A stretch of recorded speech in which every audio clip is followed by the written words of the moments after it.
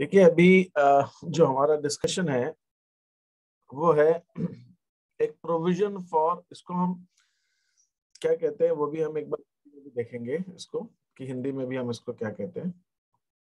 Okay, तो ये पहले प्रावधान मैंने आपको एक बार पहले क्लास में डिस्कशन किया था कि अगर हमें कोई हानि होने की संभावना लगती है, अभी हुई नहीं है, अभी हमको हानि हुई नहीं है लेकिन हमें ऐसा लगता है कि हानि हो सकती है, तो हम उसके लिए पहले से कुछ प्रावधान रख सकते हैं। ठीक है, एक प्रूडेंस प्रिंसिपल है, उसको हम कहते हैं एक अकाउंट्स में, वो कहता है कि अगर हमें कोई हानि होने वाली है या हमारा कोई दायित्व है उसके लिए पहले से व्यवस्था करके रखो, लेकिन कोई प्रॉफिट होने वाला है उसके लिए अभी हमें व्यवस्था रखने की जरूरत नहीं है। हाँ, हानि हो रही है उसके लिए अभी से व्यवस्था। तो जो व्यवसाय ऐसे हैं जो उधार में सामान बेचते हैं, उधार में सामान बेचते हैं वो, तो उनको ऐसा लगता है या उनका अनुभव पहले कभी ऐसा हो चुका है कि वो जानते हैं कि हर साल हमें उधार में बेचना पड़ता है सामान, क्योंकि हमारा बिजनेस ही ऐसा है, नगद बहुत कम लोग खरीदते हैं, उधार ज्यादा चलता है। और उस उधार में भी कम से कम 1, 2, 3% पूरी डेटर्स की जो देनदारियां हैं, जो हमें लेना है पैसा, उसमें से हेलो 1, 2, 3% अमाउंट ऐसा है जो डूब जाता है। वो उनको अपने अनुभव से मालूम। और जैसे उन्हीं के बिजनेस में नहीं है, और लोग भी जो उस बिजनेस में जो उस टाइप का व्यवसाय करते हैं जैसा उनका है, तो उनको ये बात मालूम है। तो वो क्या कर सकते हैं कि उनको इस साल जो उन्होंने उधार में सामान बेचा है या इस साल जो उनको बाजार से पैसा वापस लेना है, उसका वो 1, 2% अमाउंट जो डूबने की संभावना है उसके लिए वो प्रावधान बना सकते हैं। यहाँ पर 1, 2 चीज मैं क्लियर कर दूं, अभी वो पैसा डूबा नहीं है। अगर वो डूब गया तब तो डूबा ऋण हो गया, फिर प्रावधान की जरूरत नहीं है। प्रावधान हम कब क्यों बना रहे हैं? क्योंकि वो अभी डूबा नहीं है लेकिन हमें लगता है कि डूब सकता है। लगता, तो लगता है क्या मतलब क्या हुआ? हो सकता है नहीं भी डूबे, हो सकता है जितना हमें लगता है कि डूबे उससे ज्यादा डूब जाए। मान लीजिए हमारे 30,000 रुपए के डेटर्स, 30,000 रुपए हमें मांगवियार से लेना, अगर हमें लगता है इसमें 2% अमाउंट डूब सकता है, 2% कितना हो? 600 रुपए, 600 रुपए डूब सकता है। पहली बात, अभी डूबा नहीं है पैसा, डूबने की हमें ऐसा, हमें संशय, हमें संदेह कि डूब सकता है। तो वो चूंकि डूब सकता है तो हमने कहा चलो ऐसा करते हैं, अपने लाभ में से 600 रुपए निकाल कर अलग रख देते हैं। किस लिए अलग रख रहे हैं? अगर ये पैसा डूब गया तो उस हानि को इस 600 रुपए से एडजस्ट किया जा सकता है। देखिए, एक चीज मैं आपको समझाता हूँ, आपने कभी अगर वो देखा हो, किराने की दुकानों के नाम देखे हो, किराने की दुकानों के कभी कभी नाम तो जनरल स्टोर वगैरह होते हैं, आपने कभी देखा होगा उनके नाम के आगे लिखा रहता है प्रोविजन स्टोर। देखा है आपने? किराने की दुकान यस का सर। नाम प्रोविजन स्टोर भी लिखा रहता है, वो सो एंड सो जो भी नाम है, कमल प्रोविजन स्टोर, संस्कृति प्रोविजन स्टोर, जो भी नाम लिखना, आप प्रोविजन स्टोर नाम लिखा रहता है। प्रोविजन स्टोर का मतलब क्या हुआ? प्रोविजन, प्रावधान है। भाई किस चीज का प्रावधान है? प्रावधान इस बात का है कि घर में जब मैं खाना बनाऊंगा या बनाऊंगी तो वो चावल चाहिए तो दुकान भाग के जाके 100 ग्राम 200 ग्राम लाने की जरूरत नहीं है, शक्कर चाहिए तो ला के रहे, दाल, तो हमने घर में ही प्रावधान रखा हुआ है, प्रोविजन है। जब जरूरत होगी तो हम उसमें से निकाल लेंगे। मतलब जब हमें बनाने की जरूरत पड़ रही है तो हमें बार बार बाजार भाग के जाने की जरूरत नहीं है। इसका मतलब ये नहीं है कि सारा काम प्रोविजन स्टोर से चल जाता है। कभी कभी ऐसा होता होगा, भाई आज ज्यादा खाना बनना है, आज ज्यादा लोगों का बनना है, या प्रोविजन पे जो था प्रावधान प्रोविजन खत्म हो गया तो फिर से खरीदना पड़ेगा। ठीक है, ऐसा भी होता है। तो प्रोविजन का पर्पस क्या है? प्रोविजन का सीधा सा पर्पस ये है कि जरूरत पड़ने पर उसमें से लिया जा सके। अकाउंट्स में भी जो हम प्रोविजन बनाते हैं वो भी इसीलिए बनता है। अगर जरूरत नहीं है तो प्रोविजन पड़ा रहेगा, लेकिन अगर डूब गया पैसा तो हम बना, तो एक जो प्रोविजन जिसकी आज हम बात करने वाले हैं उसको हम कहते हैं provision for bad and doubtful debts. Provision for bad and doubtful debts, इसको जो है आपकी जो बुक है है ना, एनसीईआरटी। वो एनसीईआरटी इसको क्या कहती है वो भी मैं बता देता हूँ हिंदी में। इसको क्या है, संदिग्ध ऋणों के लिए प्रावधान, ये लिखा, संदिग्ध ऋणों के लिए प्रावधान। संदिग्ध ऋणों के मतलब डाउटफुल, डाउटफुल, संदिग्ध है, अभी डूबे नहीं है, डाउटफुल है, डूब भी सकते हैं नहीं भी डूब सकते, तो संदिग्ध। ऐसे जो ऋण है हमें जो लेने हैं, पैसा लेना, उसके लिए हमने एक प्रावधान बनाया। अब कोई भी प्रावधान बनता है कैसे बनेगा, लाभ से बनेगा। और पहली बात यह है कि प्रावधान हम बना कब रहे हैं, साल खत्म हो रहा है तब। साल कब खत्म हो रहा है, 31 मार्च 2020 को, जो भी है 31 मार्च 2021 को मान लीजिए हम बना रहे हैं, इस दिन हमारा ये साल खत्म हो रहा है, हम 31 मार्च 21 को बना रहे हैं। तो जब 31 मार्च 21 को बना रहे हैं, तो ये जो ऋण का पैसा है, ये प्रावधान का जो पैसा है, ये प्रावधान का पैसा जिस वर्ष यू इस्तेमाल आएगा, वो वर्ष है हमारा 1 अप्रैल 21 से लेकर 31 मार्च 22 तक।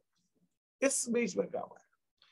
जब साल खत्म हो रहा है तब प्रावधान बना रहे हैं, तो जब प्रावधान बना रहे हो तो ये पैसा कब काम आएगा, ये प्रावधान का अमाउंट काम कब आएगा, अगले साल काम आएगा। इस साल तो काम आएगा ही नहीं, ये तो साल खत्म ही हो गया।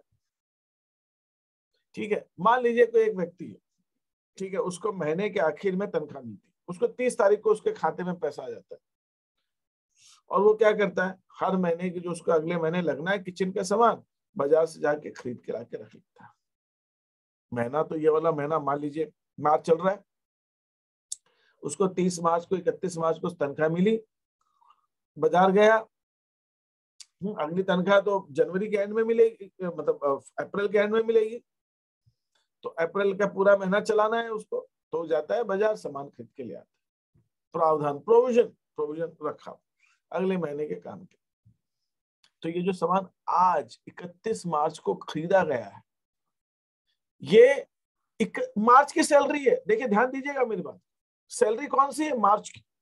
मार्च की तनख्वाह में से वो प्रावधान प्रोविजन खरीद के लाया, लेकिन उस प्रोविजन का इस्तेमाल कब होगा, अप्रैल में होगा। तो प्रोविजन फॉर डाउटफुल डेट्स में भी यही होता है। अगर हम 31 मार्च 2021 को प्रोविजन बना रहे हैं, तो 31 मार्च को जो साल खत्म हुआ उसके प्रॉफिट में से बनेगा वो, लेकिन वो प्रोविजन काम कब आएगा, अगले साल काम आएगा। इसका मतलब ये भविष्य के लिए बनाया जाता है, वर्तमान के लिए नहीं बनाया जाता, भविष्य के लिए। तो वर्तमान की आय में से ये प्रावधान अलग निकाल के रखा गई एक राशि है, जो भविष्य के हानि के लिए काम आएगी। अब मैं आपको एक चीज यहाँ बताना चाहता हूँ, मैं यहाँ पे एक चीज आपको यह बताना चाहता हूँ कि मान लीजिए आपने मार्च के अंदर आपको पैसा मिला और वो आपने अप्रैल के लिए सामान खरीद लिया, तो उसका फायदा ये होगा कि अप्रैल में जब आपको सामान की जरूरत पड़ेगी तो आपको खरीदना नहीं है। क्यों, क्योंकि आपने पहले खरीदा हुआ। तो अप्रैल में आपकी अगले महीने आपकी बचत हो जाएगी। लेकिन फिर आप अप्रैल में ऐसा सोच सकते हैं कि साहब ये अप्रैल हो गया, आप मार्च में जो बनाया था अप्रैल में इस्तेमाल किया, अब अप्रैल में फिर खरीदेंगे तो मई में काम आएगा। तो ऐसा ये चलता रहता है। तो 2021 में आपने 2022 के लिए प्रावधान बनाया, 2022 में आपने 2023 के लिए बनाया, 2023 में आपने 2024 के लिए बनाया। तो जब आप प्रावधान ऐसे बनाते हैं तो आप भविष्य के लिए बनाते हैं, वर्तमान के लाभ में से, और इसका फायदा आपको अगले साल होता है। और लेकिन प्रॉफिट इस साल घट जाता है, इस साल के प्रॉफिट में से कम हो गया, लेकिन काम अगले साल आएगा। इसी रंग से फिर अगले साल प्रॉफिट से कम कर गए, तो ऐसे ही वो फ्यूचर में, भविष्य में चलता रहता है। ठीक है, यहाँ पर कोई क्वेश्चन हो किसी का तो पूछिए। यहाँ तक जो कुछ मैंने बताया वहां पर ठीक है, ये चीज। अब मैं आपको कुछ चीजें समझाना चाहता हूँ, ठीक है, वो चीज ध्यान रखिए। तो अब यहाँ पे मैंने जो बात बताई, हम इसी को आगे बढ़ते हैं। मैंने आपके लिए भी एक शीट बनाने की, उसको समझाने की कोशिश की है, इसीलिए मुझे थोड़ा सा टाइम लग गया, तो मैंने 15 मिनट क्लास लेट की उसके लिए। मैं सोच रहा था कि इसको मैं आपको कैसे समझाऊं। देखिए, मान लीजिए आपको एक ट्रायल बैलेंस ऐसे दिया रहता है, ये ट्रायल बैलेंस दिया हुआ है आपको, इस ट्रायल बैलेंस के अंदर आपको सन्ड्री डेटर्स दिए हुए 1,00,000 रुपए आपको लेने हैं विविध देनदारों से। 9,000 रुपए डूब गए। पहला मेरा प्रश्न ये है कि देखता कौन हाथ उठाएंगे आप जिसको समझना। पहले मुझे बताइए कि जो डूबत ऋण है, इसको बोलते हैं डूबत ऋण। ये पैसा 9,000 डूब गया, ये ट्रायल बेस में दिया हुआ है, 9,000 डूब गया। तो मेरा जो प्रश्न है उसका आंसर भी कोई नहीं देगा, जस्ट हाथ रेस करेगा, जिससे मुझे पूछना होगा पूछूंगा। इसका मतलब ये नहीं कि जिनसे हाथ रेस करेंगे उन्हीं से पूछूंगा, मैं पूछ किसी से हो सकता हूँ जिससे मेरी इच्छा होगी। लेकिन आप बिना मैं बोलूं तब तक आप जवाब नहीं देंगे, लेकिन मैं जानना चाहता हूँ कितने लोग इसका जवाब देने को तैयार। मेरा प्रश्न ये है कि ये जो बैड डेट्स है, ये डूबत ऋण है, अगर ये ट्रायल बेस में दे रखा है 9,000, तो क्या इसकी एंट्री हो गई है बैड डेट्स की कि एंट्री नहीं हुई? ओके ओके, एक हाथ उठाया बस अभी तक तो। अच्छा, है कुछ लोगों ने हाथ उठाया। ओके ओके, अच्छा, अरे बाप रे बाप, अरे बाप। अच्छा हाँ ठीक है, जो इंटरेस्टेड बच्चे हैं वही वही वही। इराम रहीमीन कहाँ है? इराम, तुमको मेरी आवाज आ रही है? Yes sir. बेटा आप ये बताओ, इसकी एंट्री हो गई है कि नहीं हो गई है बैड डेट्स की? तुम तो शुरू से अटेंड कर रहे हो रेगुलरली क्लासेस, तुमने हाथ नहीं उठाया। इराम, इसकी एंट्री हो गई कि नहीं हो गई? इराम, सर इसकी हो गई। हो गई है कि नहीं हो गई? सर हो गई। हो गई। कैसे मालूम एंट्री हो गई है इसकी? सर बैड डेट्स में लिखा है ना आपने? बैड डेट्स में लिखा है। अरे बैड डेट्स में लिखा है तो मतलब क्या मतलब एंट्री हो गई? तो बैड डेट्स में लिखा है तो मतलब एंट्री हो गई, यही यही इसका आंसर है क्या? और क्या मतलब हो गई मतलब कैसे हो गई? यूं मतलब मैं समझ नहीं पा रहा हूँ, हो गई कैसे हो गई? बालाश्री तुम बताओ, सर एंट्री हो गई। कैसे मालूम एंट्री हो गई? मैं ये पूछना चाह रहा हूँ। सर ट्रायल बैलेंस में दिया हुआ। ट्रायल बैलेंस में लिखा है। अरे बैड डेट्स लिखा है मतलब क्या? ट्रायल बैलेंस में लिखा है। ट्रायल बैलेंस में कब कोई चीज आती है? जब लेजर के अंदर खाता होता है उसका तब आता है। और खाते में कब आती है कोई चीज? जब उसकी जनरल एंट्री होती है। तो अगर ये ट्रायल बैलेंस में लिखा हुआ है, इसका मतलब इस बैड डेट्स की एंट्री हो गई। मैं आपको एक क्वेश्चन दिखाता हूं, अभी मैं डिस्कस करने वाला हूं, वो भी आता हूं। ये देखिए डी केस देखिए। ट्रायल बैलेंस में क्या क्या, अभी एक बाकी चीजों में कंफ्यूज मत होइएगा, वो मैं बताऊंगा क्या है। ट्रायल बैलेंस में डेटर्स दिए हुए 1,05,000 के, बैड डेट्स दिए हुए 9,000 के। और ये प्रोविजन क्या है इसके बाद आप छोड़ दीजिए, अभी मैं इस प्रोविजन के बाद आपको अभी मैंने समझाई नहीं, इसको आप भूल जाइए। और मैंने ट्रायल बैलेंस के नीचे दिया है फर्दर बैड डेट्स 5,000 रुपए के और बैड डेट्स हुए। तो यहां पर एक बहुत इंपॉर्टेंट पॉइंट याद रखना है, ये जो 9,000 के बैड डेट्स हैं इसकी एंट्री हो गई है। अब मैं अभी बात करूंगा एंट्री होने का मतलब क्या होता है। एंट्री हो गई तो मतलब क्या हो गई, तो क्या हुआ मैं बताता हूँ क्या हो गया उसका बहुत। और ये जो 5,000 रुपए हैं, ये अभी इसको लॉस हमने माना नहीं है, इसको हमने नहीं माना कि डूबा। तो ये तो अब मालूम पड़ा हमें 5,000 रुपए और डूब गए, तो इसकी एंट्री करनी है क्योंकि ये ट्रायल बैलेंस के बाहर है। ट्रायल बैलेंस के बाहर दिया हुआ है मतलब इसकी एंट्री हुई नहीं है। 9,000 जो ट्रायल बैलेंस में उसकी एंट्री हो गई है, मतलब हमने पहले ही उसको हानि मान ली। और मैं अब आपसे ये बताने चाह रहा हूँ ये एंट्री हो गई, इसका क्या मतलब होता है? इसका मतलब एंट्री जो होती है बैड डेट्स की, वो एक ही एंट्री होती है, इसके अलावा कोई दूसरी एंट्री नहीं है। वो एंट्री है बैड डेट्स अकाउंट डेबिट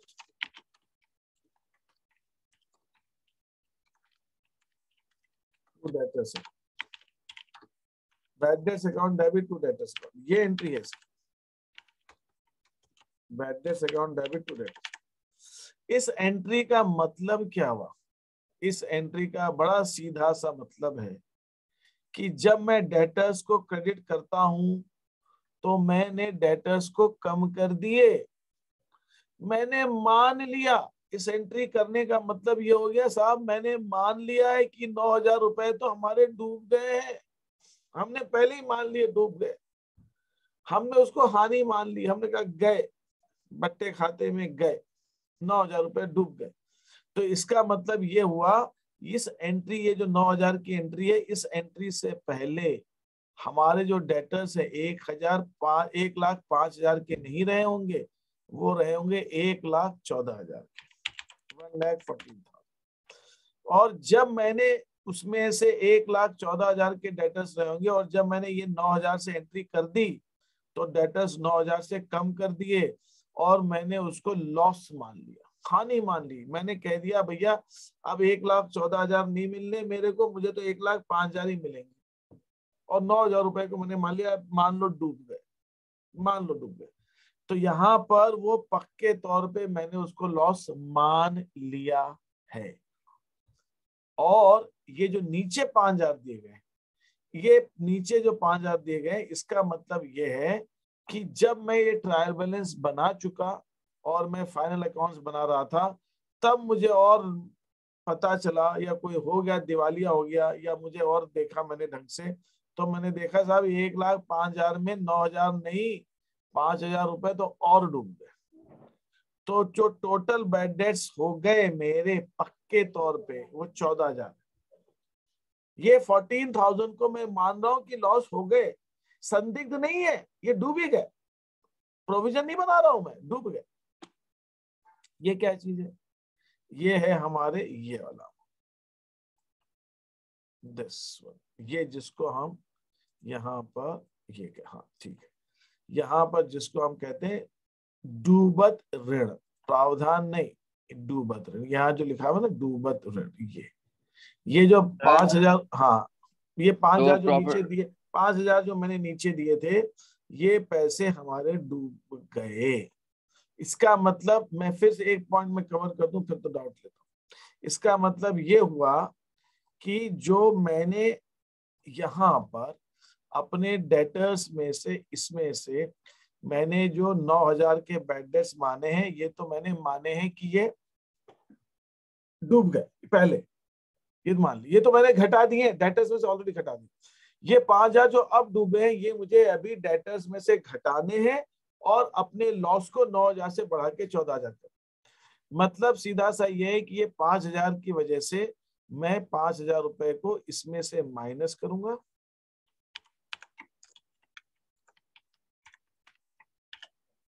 और ये 5,000 रुपए बैड डेट्स में मैं ऐड करूंगा। अब बोलिए क्या पूछना चाह रहे हैं यहाँ? आपने बता दिया। ठीक है, डेटर्स में से माइनस करके, क्योंकि 9,000 तो घटा दिए, तो 5,000 अब घटाएंगे। तो ये जो अभी बालाश्री ने कहा कि भाई ये बैड डेट्स जो ट्रायल बैलेंस में दिए हुए हैं, इसका मतलब एंट्री हो गई है, और ट्रायल बैलेंस में जो नहीं दिए उसका मतलब उनकी एंट्री अभी हमने नहीं की, उसकी एंट्री मैंने अभी नहीं की, ये बात। ठीक है, अच्छा अब मैं आता हूं वापस से उस फर्स्ट वाले केस में। अगर आपको किसी क्वेश्चन के अंदर डेटर्स दे रखे हैं ट्रायल बैलेंस में और बैड डेट्स दे रखे हैं, तो आपको करना क्या है? बड़ा सिंपल सा काम। बैड डेट्स क्या है? हानियां हैं, तो इस बैड डेट्स को आप प्रॉफिट एंड लॉस अकाउंट में दिखा देंगे, और ये जो डेटर्स हैं इसको आप बैलेंस शीट की एसेट्स में दिखाएंगे। बस इतना सा काम। ये तो आपने पहले जो क्वेश्चन किए उसमें किए भी होंगे ऐसा, ये तो मैंने पहले भी दिया एडजस्टमेंट, एडजस्टमेंट नहीं मतलब ये ट्रीटमेंट ऐसा मैंने दिया। तो आपको कुछ नहीं करना, आपको प्रॉफिट एंड लॉस में 9,000 रुपए दिखाने हैं बैड डेट्स के, और बैलेंस शीट की एसेट्स में 1,00,000 रुपए दिखाने, ये ऐसा दिखा। ठीक है,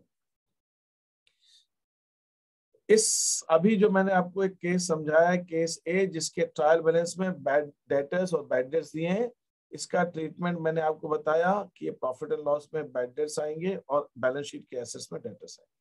इसमें किसी को कुछ डाउट है, संदेह है, कुछ भी कंफ्यूजन है तो पूछ लीजिए, ये पॉइंट मैं क्लियर करके आगे बढ़ता हूँ। किसी को कोई कंफ्यूजन है, कुछ पूछना हो तो पूछिए, किसी को कुछ नहीं पूछना, क्लियर है सबको ये? ठीक है, अब आगे बढ़ते हैं। बी केस, अगर ट्रायल बैलेंस में आपको डेटर्स दे रखे, बैड डेट्स दे रखे, और क्रेडिट साइड ट्रायल बैलेंस के क्रेडिट में, डेबिट में कभी नहीं होगा, क्रेडिट में ही होगा। प्रोविजन फॉर बैड डेट्स दे रखा है, प्रोविजन फॉर बैड डेट्स या प्रोविजन फॉर डाउटफुल डेट्स। वैसे सही सब तो प्रोविजन फॉर डाउटफुल डेट्स है, बट कुछ कभी कभी प्रोविजन फॉर बैड डेट्स भी लिख देते हैं। प्रोविजन फॉर बैड डेट्स दे रखा है ट्रायल बैलेंस में। अगर provision for bad debts trial balance में दिया हुआ है तो इसका मतलब ये हुआ, ये प्रोविजन फॉर बैड डेट्स अपन ने पिछले साल बनाया था, तभी वो इस साल के ट्रायल बैलेंस में आ रहा है। तब आप कहेंगे सर पिछले साल बनाया तो इस साल के ट्रायल बैलेंस में कैसे आ रहा है? तो साहब पिछले साल मैंने मशीनरी खरीदी थी, वो भी इस साल के ट्रायल बैलेंस में आ रही है। पिछले साल मैंने बिल्डिंग बनाई थी, वो भी इस साल के ट्रायल बैलेंस में आ रही है। पिछले साल मैंने फर्नीचर खरीदा था, वो भी तो इस साल के ट्रायल बैलेंस में आ रहा है। और पिछले साल जब खत्म हुआ था तो मैंने कुछ कैश रखा था अगले साल के लिए, तो वो कैश भी इस साल काम आया। तो ये प्रोविजन पिछले साल बनाया था, तो हमने पिछले साल इस ट्रायल बैलेंस को अगले साल के लिए ट्रांसफर कर दिया।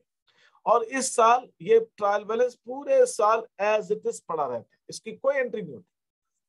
अब जब साल खत्म होगा तब हम देखेंगे कि साहब इस साल हमको 9,000 रुपए हमारे लॉस हो गए, तो ये 9,000 का लॉस हमारा हुआ, लेकिन 7,000 का प्रोविजन तो हमने पिछले साल बना ही दिया था, इसके ये पहले बना रखा है।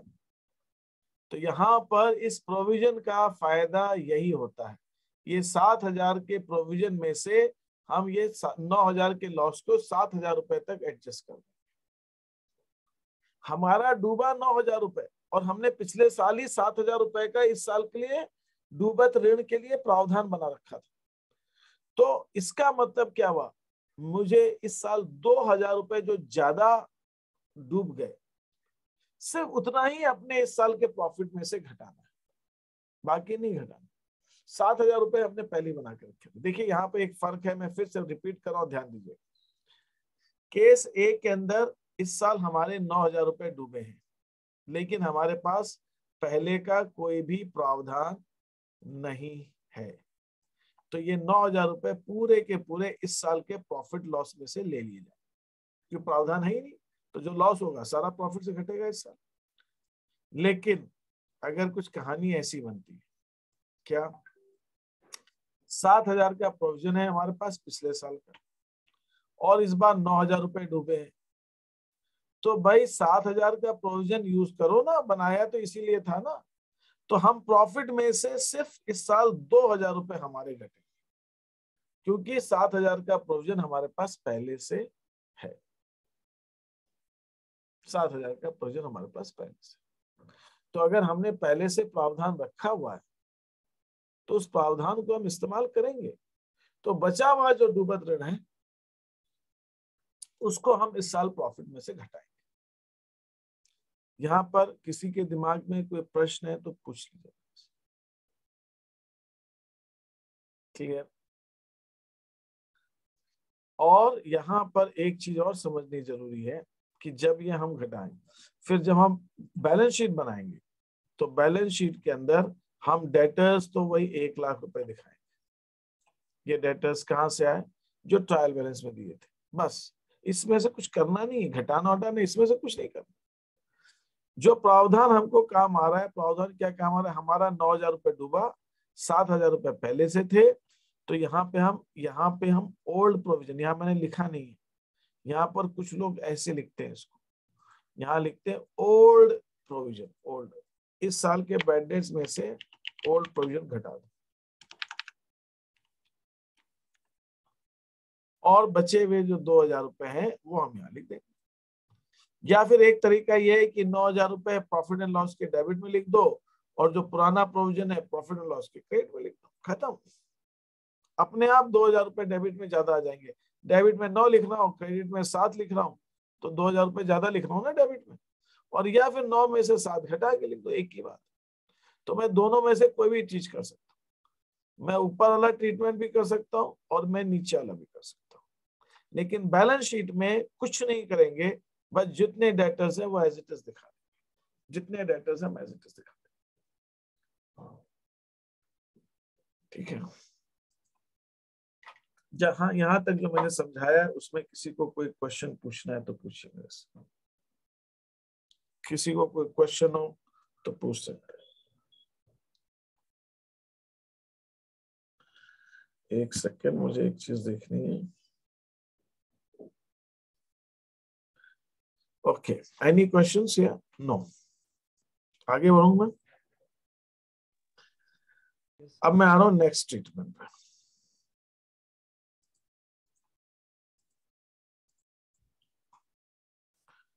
ये 2 की सिचुएशन थी। तीसरी सिचुएशन क्या हो सकती है? ट्रायल बैलेंस में आपको डेटर्स दिया हुआ है, बैड डेट्स दिए हुए जो डूब गए, पिछले साल का प्रोविजन भी दिया हुआ है, और क्वेश्चन कह रहा है कि भाई अब जैसे पिछले साल हमने प्रोविजन बनाया, क्वेश्चन हमें नीचे कह रहा है कि इस साल भी बनाओ 5% का प्रोविजन, इस साल भी बनाओ। इस साल भी बनाएंगे 5% का प्रोविजन। पिछले साल बनाया है, इस साल काम आए, इस साल बनाएंगे अगले साल काम आए। तो डेटर्स कितने हैं हमारे? डेटर्स हैं हमारे 1 लाख रुपए, और 5% जो प्रोविजन हमें बनाना है वो 5% डेटर्स का बनाना है। मतलब इस 1 लाख रुपए में 5% मतलब 5,000 रुपए का प्रोविजन हम इस साल बना रहे हैं अगले साल के। ठीक है। अब मान लीजिए मैं आपसे एक क्वेश्चन पूछता हूं, यशवर्धन शर्मा, तुम इसका जवाब दे सकते हो मेरे को बहुत आराम से। तुमने कहा साहब मेरे को घर के अंदर 5 किलो चावल लगता है, तो तुमने कहा फरवरी एंड में 28 फरवरी को तनख्वाह मिली और तुम अगले महीने के लिए कुछ सामान खरीद के लाए, तुम 5 किलो चावल लाके तुमने घर में रख ली। ठीक है, क्यों रखे तुमने फरवरी में? मार्च में काम आएंगे इसलिए रखे तुमने। अभी मैंने समझाया था, अगले महीने के लिए लाके रखे ना। फरवरी तो खत्म ही हो गया। अब मार्च में उस 5 किलो चावल में से सिर्फ 3 किलो चावल खर्च हुए, 2 किलो बच गए। अब तुमको मार्च के एंड में लगता है कि अप्रैल के लिए भी घर में 5 किलो चावल चाहिए, तो तुम अप्रैल मार्च के एंड में कितने किलो चावल और खरीदोगे? तुमको अप्रैल में 5 किलो चावल चाहिए, कितने किलो और खरीदोगे? 3 kilo sir. 3 kilo. Yashwardhan Sharma का यह कहना है कि फरवरी के अंदर उसने 5 किलो चावल खरीद के रखे थे मार्च के, मार्च में उसमें से सिर्फ 3 किलो खर्च हुए, 2 किलो बच गए। अब वो कहता है अप्रैल के लिए फिर से 5 किलो चाहिए, तो वो मार्च के अंदर सिर्फ 3 किलो जो खर्च हुए वही खरीदेगा। कि ज्योति शर्मा पूरे 5 किलो खरीदेगा कि सिर्फ 3 किलो खरीदेगा? इतना तो तुम बता सकते, भले अकाउंटेंसी समझ में आती कि नहीं आती होगी। हाँ सर सिर्फ 3 किलो ही खरीदने चाहिए क्योंकि 2 किलो पहले के हैं। पहले के बचे। अमन लखावत ये समझ में आ गया कि सिर्फ 3 किलो ही खरीदेगा, 5 किलो नहीं खरीदेगा। Yes sir. तो यहाँ पर हमारा जो ये है, ये हम यहाँ पर लिख देते हैं। सर वो 2 किलो हमारा प्रोविजन। तो बेटा मैं यही कहना चाह रहा हूं, पिछले साल आपने प्रोविजन बनाया था 12,000 रुपए, लेकिन इस 12,000 में डूबे कितने? 9,000। 3,000 बच गए ना? 3,000 बच गए। 3,000 रुपए बच गए कि नहीं बच गए? और यस सर। 3,000 बच गए। और इस साल डेटर्स कितने अपने? 1 लाख। और क्वेश्चन कह रहा है 5% डेटर्स का प्रोविजन बनाना है, तो 1 लाख का 5% कितना हुआ? 5,000। 5,000। और 3,000 रुपए 5,000, और 3,000 रुपए पहले के बचे हुए। तो इस साल नया प्रोविजन कितना हम बनाएंगे? 2,000 रुपए। 2,000 रुपए का नया प्रोविजन बनाएंगे। ये बात समझ में आ जानी चाहिए। किसी को डाउट आ रहा तो 4 बार पूछ लो मेरे से, क्योंकि आपको 5% का प्रोविजन बनाना है, मतलब आपके पास नया प्रोविजन 5,000 रुपए का होना चाहिए, और आपके पास 3,000 रुपए पिछले साल के बचे हुए, तो 3,000 रुपए को घटा दीजिए आप। तो अब आप जो नया प्रोविजन बनाएंगे वो सिर्फ आप 2,000 रुपए का नया प्रोविजन बनाएंगे। आप जो अभी प्रोविजन बनाएंगे वो 2,000 रुपए का प्रोविजन बनाएंगे। क्यों? क्योंकि आपको 5,000 का चाहिए, 3,000 बचे हुए पुराने। अब सवाल उठता है कि इस चीज को हम प्रॉफिट एंड लॉस अकाउंट में दिखाएंगे कैसे। प्रॉफिट एंड लॉस अकाउंट में तो प्रॉफिट एंड लॉस अकाउंट के अंदर आप बैड डेट्स लिखोगे 9,000 रुपए। ये बैड डेट्स कहां से है, ये वाले। इसके अंदर आप नया प्रोविजन चाहिए 5,000 का, वो आप जोड़ दो। ये नया प्रोविजन ऐड न्यू पीबीडीडी 5,000 रुपए, वो जोड़ दो। टोटल आपको जरूरत कितने की है, 14,000 रुपए की जरूरत है। इन दोनों को मिलाकर, दोनों को इस साल का डूबा हुआ पैसा और अगले साल के लिए प्रोविजन, और पिछले साल 12,000 का बना हुआ वो घटा दीजिए। तो नेट अमाउंट कितना आ गया, 2,000। तो मतलब ये प्रॉफिट से आपको सिर्फ इस साल 2,000 रुपए और लेने की जरूरत है आपके लिए। आपके अगले साल के लिए 5,000 का प्रोविजन बन जाएगा। इस साल से 2,000, क्योंकि पिछले साल आपने ज्यादा पैसे निकाले, पिछले साल में 12,000 का प्रोविजन बना लिया, लेकिन जरूरत पड़ी सिर्फ 9,000 की। तो इस साल आपको सिर्फ 2,000 रुपए और निकालने की जरूरत है। इसको हम एक तो इस ढंग से trial profit and loss account में दिखा सकते हैं। ये शीट मैं आपको भेज दूंगा।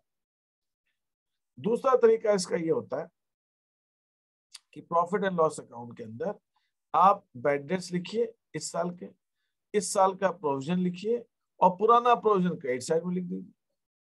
तो भी यहाँ डेबिट में कितना आ गया, 14,000, क्रेडिट में आ गया 12,000, 2,000 रुपए अपने आप डेबिट में आ गए, या फिर डेबिट में 2,000 ऐसे लिख दीजिए। तो दोनों का एक ही मतलब, दोनों का एक ही मतलब।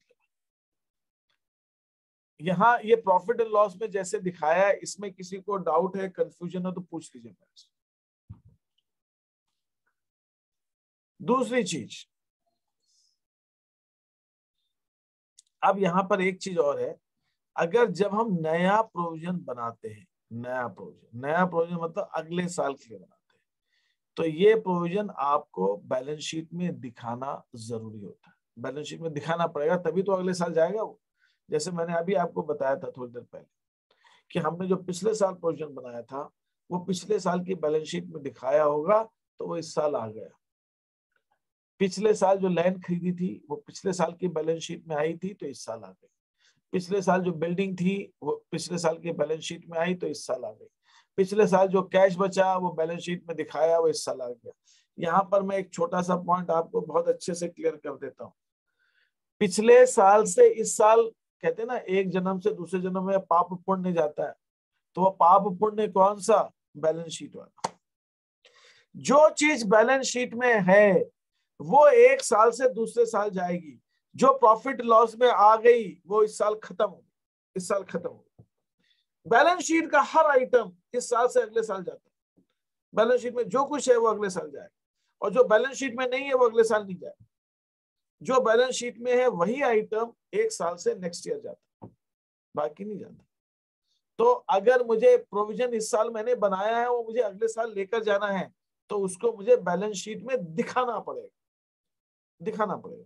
तो मैं उसके लिए क्या करूंगा, उसके लिए मैंने ये आपको चीज बताई। तो ये नया प्रोविजन जो बनाया, नया प्रोविजन तो 5,000 का हो गया, 3,000 बचा हुआ 2,000। तो बैलेंस शीट के अंदर हम इसको दो ढंग से दिखा सकते हैं। बैलेंस शीट के अंदर हम डेटर्स तो दिखाएंगे, और पुराना नया जो 5,000 का प्रोविजन बनाया है नया इस साल, वो हम लायबिलिटीज में दिखा दें, या फिर हम बैलेंस शीट में डेटर्स में से नया प्रोविजन को माइनस करके दिखा। तो मेरा कहने का मतलब सिर्फ इतना है कि बैलेंस शीट में हमको दिखाने के दोनों तरीके प्रचलित हैं। एक तो तरीका ये भी प्रचलित है कि जो नया प्रोविजन है वो लायबिलिटीज में दिखा दो, डेटर्स एसेट्स में दिखा दो। दूसरा तरीका ये प्रचलित है कि डेटर्स में से नया प्रोविजन घटा के दिखा दो। तो ये दोनों तरीकों में से कोई भी एक तरीका हम अपना सकते हैं। लेकिन यहाँ पर मैं फिर से रिपीट कर दूं, यहाँ पर आप तभी दिखाओगे बैलेंस शीट में प्रोविजन जब आपने नया प्रोविजन बनाया है तो। लेकिन नया प्रोविजन बनाने का मतलब ये नहीं है कि इस साल प्रॉफिट में से कितना लिया। नया प्रोविजन बनाने का मतलब ये है कि पहले का बचा हुआ प्रोविजन है वो भी, और इस साल जो नया बनाया वो भी, सब जोड़ के दिखाएंगे। वो टोटल अमाउंट दिखाएंगे प्रोविजन का जो अगले साल जा रहा है। तो टोटल अमाउंट अगले साल 5,000 जा रहा है, 3,000 रुपए पिछले साल का बचा हुआ और 2,000 हमने इसमें और जोड़ दिया, तो 5,000 का प्रोविजन बन गया। क्वेश्चन भी क्या कह रहा था कि डेटर्स पे 5% का प्रोविजन बनाओ, तो डेटर्स कितने, 1 लाख, डेटर्स का 5% मतलब 5,000, ये दोनों बने ऐसे। ठीक है, यहां तक जो मैंने बताया इसमें किसी को कोई डाउट है, कोई शुबा है, कोई संशय है, कुछ भी पूछना तो पूछ सकते हैं। हाँ जी बोलिए। सर हम जो एक क्वेश्चन है ना इसे ऐसा ही रहने दें और जो प्रोविजन है उसका अमाउंट बढ़ा के अगर हम 15,000 कर दे तो क्या होगा?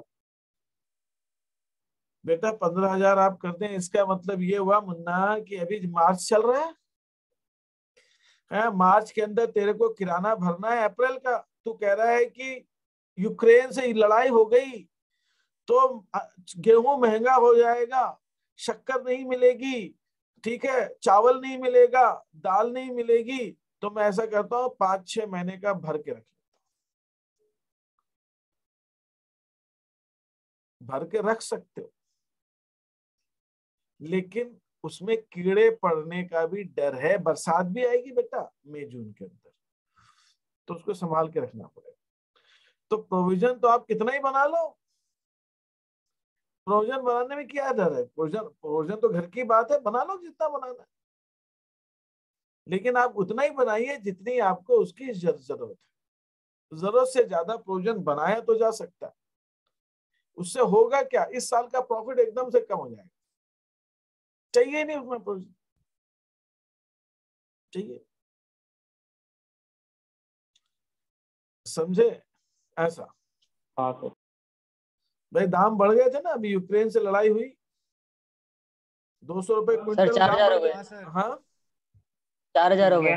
अच्छा गेहूँ 4,000 क्या चीज हो गया? एक्सपोर्ट करने के चक्कर में हो गए सर 4,000 गेहूं के दाम सर। गेहूं के दाम 4,000 हो गया, बताइए।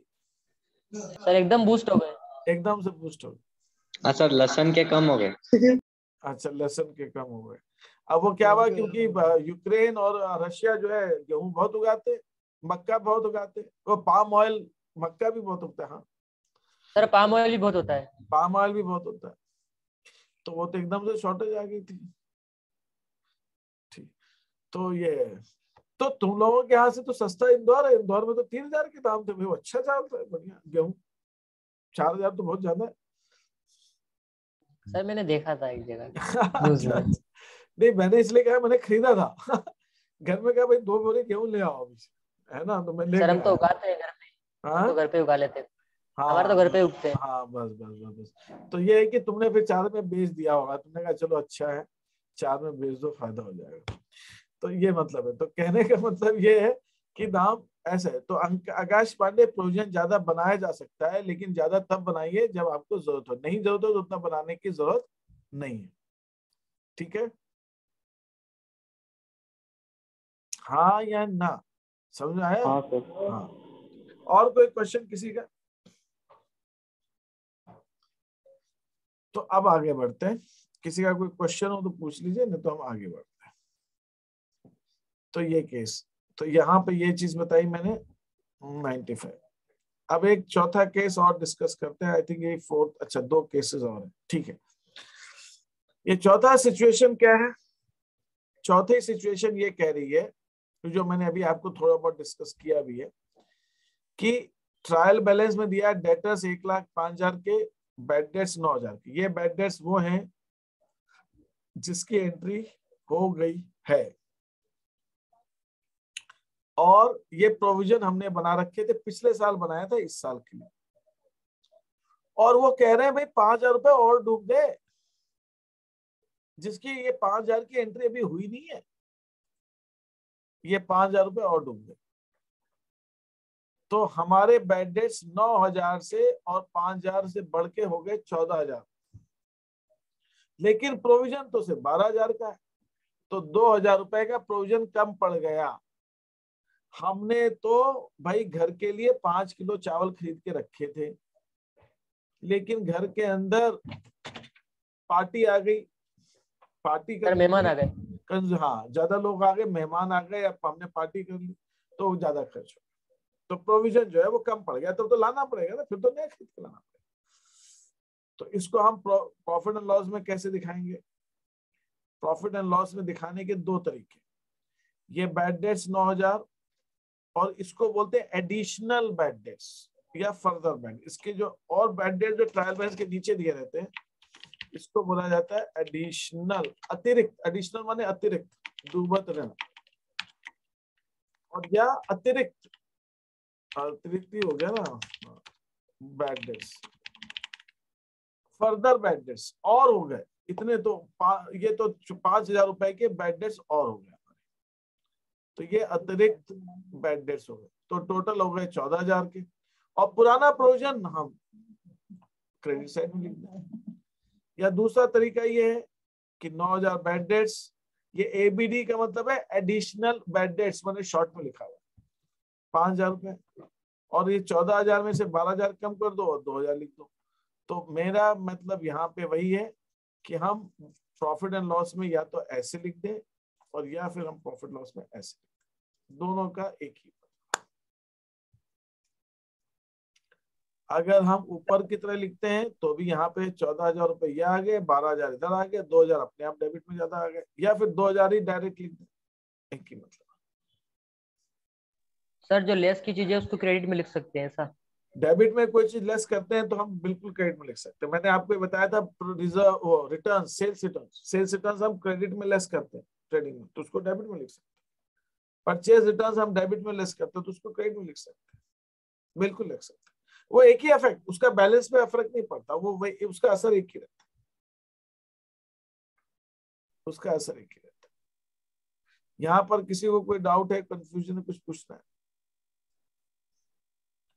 और बैलेंस शीट में क्या होगा?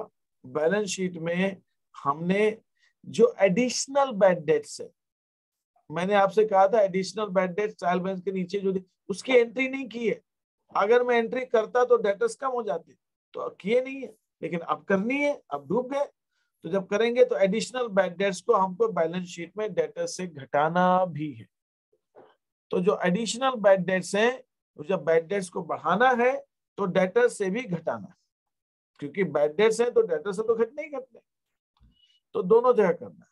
एडिशनल बैड डेट्स को हम बैड डेट्स में जोड़ेंगे भी और डेटर्स से भी घटाएंगे, दोनों जगह काम करना है। हाँ सर जी, हाँ बोलिए।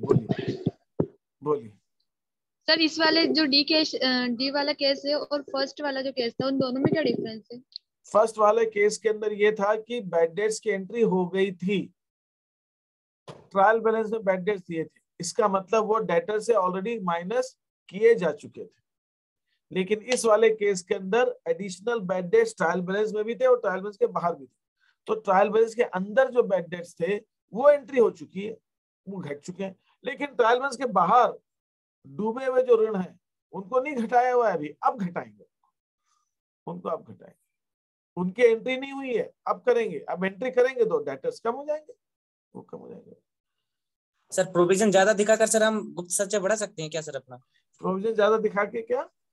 गुप्त संचय, हाँ बिल्कुल। अगर हम प्रोविजन ज्यादा बनाएंगे तो सीक्रेट रिजर्व बढ़ेगा। हमको लॉस, हमने दिखा दिया प्रोविजन 14,000 रुपए डूबने वाले, अरे डूबने वाले 14,000 नहीं 4,000 है यहाँ, लेकिन हमने तो बिल्कुल अगर हम प्रोविजन ज्यादा जरूरत से ज्यादा बनाएंगे तो बुक्स के अंदर गुप्त संचय आ जाएगा, सीक्रेट रिजर्व क्रिएट हो जाएगा। बिल्कुल सही, सीक्रेट रिजर्व क्रिएट हो जाएगा, बिल्कुल। और बताइए, यहां तक क्लियर है? हाँ सर। अब मैं आगे बढ़ता हूं। ई केस, इसके अंदर मैंने एक सिचुएशन और ले ली। ये डेटर्स हैं, ये बैड डेट्स हैं, ये और हो गए बैड डेट्स। ये पिछले साल प्रोविजन बनाए थे, ये कह रहे हैं 5% इस साल भी बनाओ प्रोविजन, ये कहा। तो इसके अंदर मैंने 2-4 चीजें दी हैं। एक तो डेटर्स हैं, ये डूब गए पैसे, ये पिछले साल प्रावधान था, ये नया प्रावधान है, और ये अतिरिक्त डूबत ऋण है।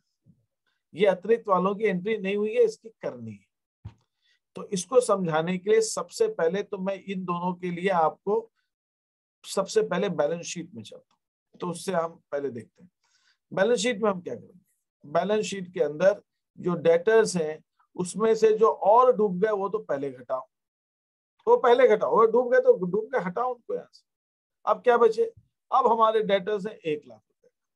तो जो 5% नया प्रावधान हम बनाएंगे वो अतिरिक्त बैड डेट्स घटाने के बाद जो डेटर्स आएंगे उस पर बनाएंगे। तो 5% 1,05,000 का नहीं लेना है, यहाँ पे 1 लाख का लेना है। क्योंकि 5,000 तो और डूब गए। तो जो डूब गए उनमें प्रावधान क्या बनाना, वो तो डूब ही गए, उनको हटाओ, उसमें से कम करो। अब कितने बच गए डेटा से? 1 लाख। तो अब जो नया प्रावधान बनाएंगे वो 1 लाख पर 5% बनाएंगे। तो ये बैलेंस शीट के अंदर हम इस ढंग से इसको दिखाना है। ये एडिशनल बैड डेट्स, अब डेटर्स बचे 1 लाख, 1 लाख पे 5% का प्रावधान। अब हमारे डेटर्स हो गए 95,000। ठीक है, यहाँ पे मैं ब्रैकेट लगाता हूँ नॉर्मली जब घटाने का, तो यहाँ ब्रैकेट लगाने से रहेगा। मुझे यहाँ पे, जैसे मैंने यहाँ पे ब्रैकेट लगाया है, यहाँ पे मुझे लगाना चाहिए था, वो नहीं लगाया। ठीक है, तो ये लगेगा ब्रैकेट, तो ये आपका 95। अब ये 95 क्या बता रहा है? ये कह रहा है भाई 95 तो मिल ही जाएगा। ये पैसा हमने डूबत मान लिया, ये हमको संभावना लग रही कि इतने डूब सकते हैं, अभी इनको डूबत माना नहीं गया है, ये कहने शायद डूब सकते हैं, तो 95 में मिल जाएगा।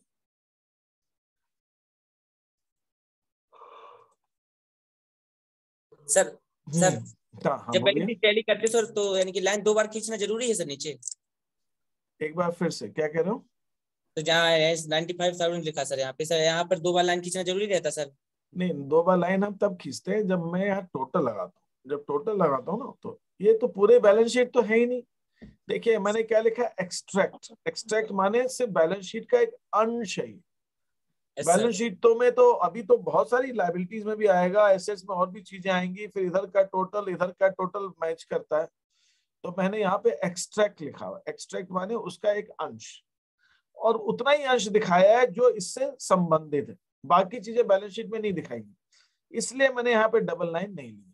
अगर ये मैं टोटल लेता तो मैं डबल लाइन ले लेता, इसलिए मैंने डबल लाइन ली। और ऊपर आए, ये भी प्रॉफिट एंड लॉस में भी सब जगह मैंने एक्सट्रैक्ट लिखा हुआ।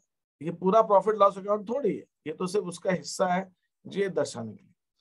तो यहाँ पे हम क्या करेंगे, यहाँ पे बैड डेट्स हो गए 9,000 रुपए, ये अतिरिक्त हो गए, तो टोटल बैड डेट्स कितने हो गए? 14,000। और 5,000 का नया प्रावधान बनाया। 5,000 कैसे? 1 लाख का 5,000, अभी मैंने आपको दिखाया है 1 लाख 5,000 का 5% नहीं, इस 1 लाख का 5,000 रुपए लेंगे, इस 1 लाख का 5%। तो ये नया प्रावधान बनाया अपन ने। और ये पुराना प्रावधान जो है प्रॉफिट एंड लॉस के क्रेडिट में लिख देंगे। ये नया प्रावधान, ये 14,000।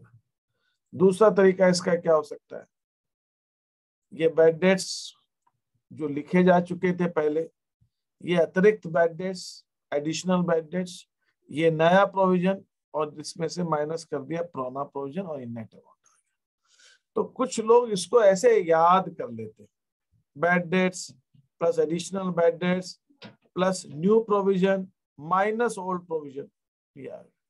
ठीक है, ऐसा समझिए,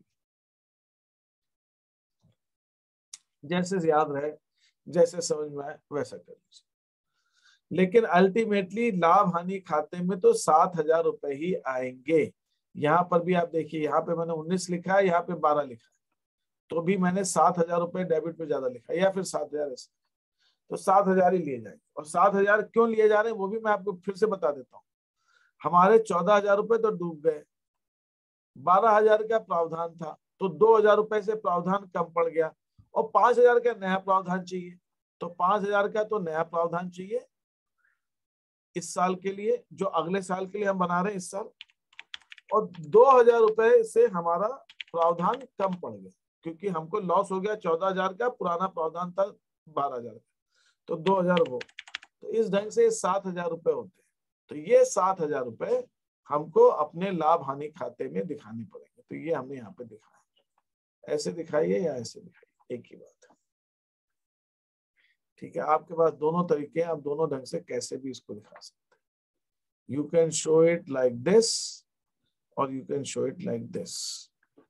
अल्टीमेटली आपके, अब जब यहाँ पे ऐसे दिखाएंगे आप अलग अलग, तो पुराने प्रावधान को आपको क्रेडिट साइड में दिखाना पड़ेगा, तब जाके आपकी बात बनेगी। तो ये दोनों मिलकर जो है आपकी कहानी बनती है, ये दोनों मिलकर बनेगी। सर, हाँ जी। सर ये जरूरी है कि जो न्यू प्रोविजन निकलेगा वो हमेशा डेटर्स से ही निकालेंगे? हाँ, वो प्रोविजन का मतलब ही यही है कि provision for bad and doubtful debts on debtors. Debtors से ही तो वो पैसा निकलेगा जो डू बन सकता है, तो डेटर्स का ही निकलेगा। वो प्रोविजन बनाया ही डेटर्स पे जा रहा है कि वो डेटर्स में से जो पैसा डूबने की संभावना है उसी पर बनाया जा रहा है वो प्रोविजन, उसी पर बनाया। Yes sir. ठीक है, तो ये प्रोविजन की कहानी खत्म हो गई हमारी। ठीक है, और कोई चीज पूछनी है किसी को? इसके अंदर मैंने एक छोटी सी चीज छोड़ दी है, प्रोविजन फॉर डिस्काउंट। तो वो तो भाई जिसका इंटरेस्ट वो पूछ लेना, अलग बता देना, मैं बता दूंगा। क्योंकि पहले मुझे लगे कि पहले उतना मैंने बताया, मुझे नहीं लगता कि आपके पेपर में इससे ज्यादा कुछ आएगा, मैंने उससे ज्यादा ही पढ़ाया। लेकिन फिर भी ठीक है, अगर किसी को लगता है तो बता। लेकिन ये प्रोविजन खत्म हो गया आपका बैड डेट्स का। ठीक है, और किसी को कोई चीज पूछनी हो तो पूछिए। सर बस सिंगल एंट्री सिस्टम को थोड़ा बता दीजिए। ठीक है, ठीक है। और सिंगल एंट्री